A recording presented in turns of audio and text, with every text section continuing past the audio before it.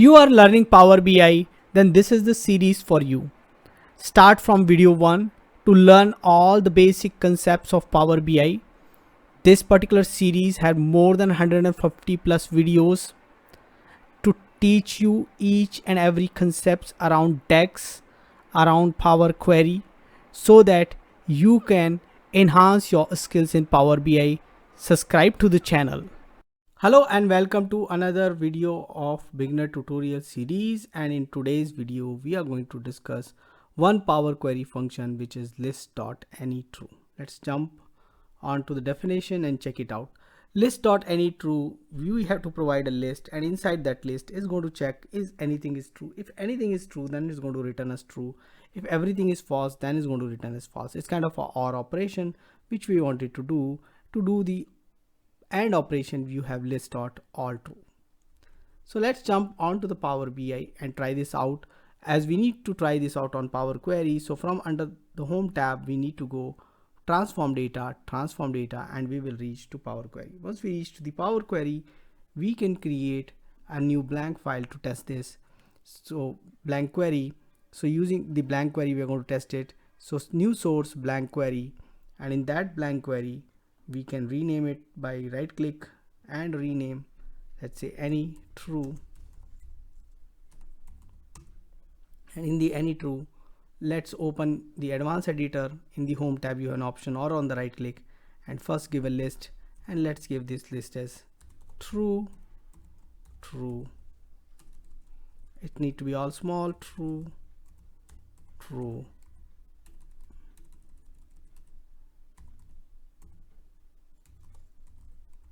and false. So we have a list. Let's look at the list. So this is the list. Now without going to that particular place, just clicking in the source, we can change the formula, and let's change it list dot any true, and parenthesis start, list starts, list ends, parenthesis end, and true. Let's try to give 1 in place of false. It's not going to give us the same result. Now let's give us true in all 3 places.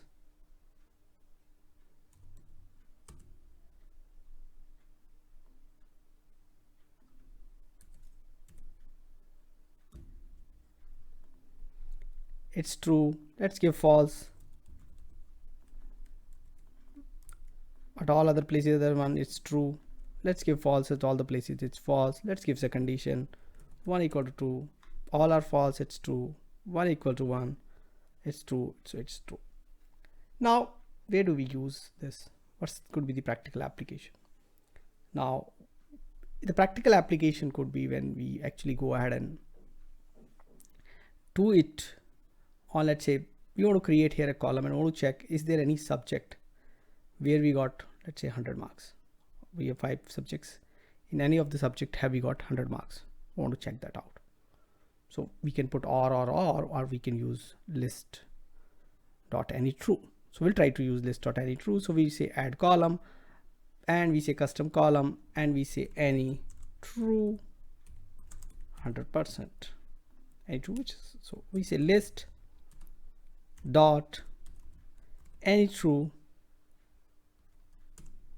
and sometime when you enter it, just put the list again. So just be careful, remove that. Then we start this parenthesis and the angular bracket. Inside the angular bracket we don't need to write down list elements, which is basically true and false. So first we check, and let's scroll it a little bit. Let's see all the subjects. So maths equals 200, comma physics equals 200, comma chemistry equals 200, comma computers, again given chemistry,